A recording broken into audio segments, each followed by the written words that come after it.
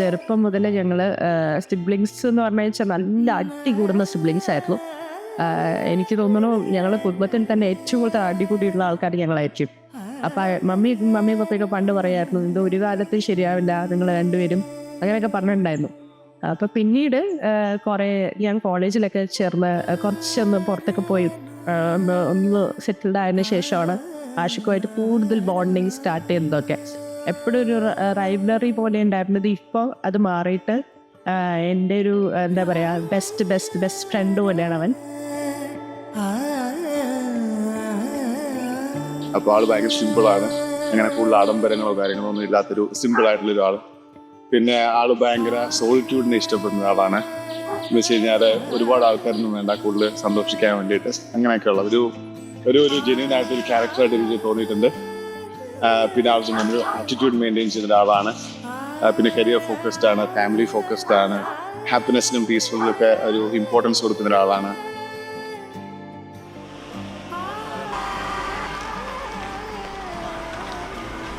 അനീ ചേച്ചി പറഞ്ഞാൽ ഷീസ് വൈരി എൻ്റെ ഒരു നല്ല ബെസ്റ്റ് ഫ്രണ്ടാണ് അനീ ചേച്ചി എന്ന് പറഞ്ഞാൽ. ചെറുപ്പം തൊട്ടേ ഞങ്ങൾ ഒരുമിച്ചിട്ടായിരുന്നു. ഞങ്ങൾ മാത്രമല്ല, ഞങ്ങൾ 4 പേരും ഒരു ഗ്യാങ് ആയിരുന്നു.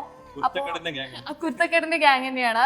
കുറേ പണികൾ ഒപ്പിച്ചിട്ടുണ്ട്. പക്ഷെ ഷീസ് വെരി പറഞ്ഞാൽ എന്താ പറയുക വെച്ചാൽ എൻ്റെ ഒരു ബെസ്റ്റ് ഫ്രണ്ടിൽ ഉപരിയായിട്ട് ഷീസ് എനിക്ക് എല്ലാം ആണെന്ന് പറയാം.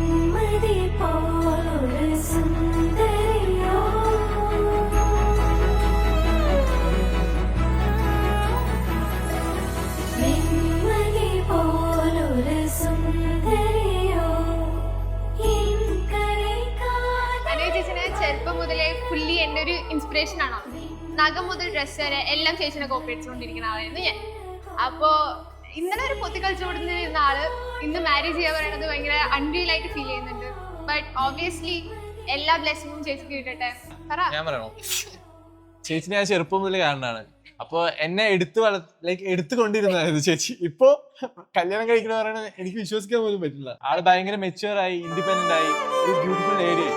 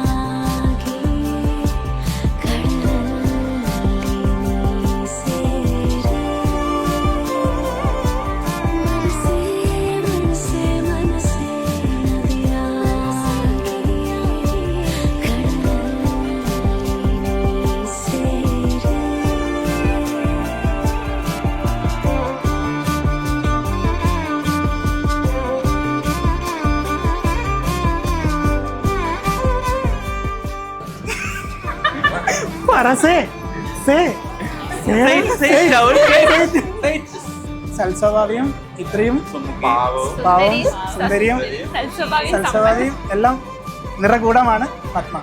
എല്ലാത്തിനും ഒരു ഉത്തരം മാത്രമുള്ള ഒരു കുട്ടിയാണ്. എനിക്ക് അറിഞ്ഞൂടാ. ഇത്രയൊക്കെ പൊക്കി പറഞ്ഞതിന്റെ വലിയ കാര്യമാണ്.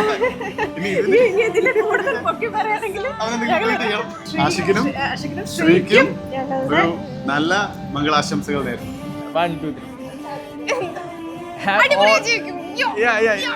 ഹാപ്പി ജീവിക്കും.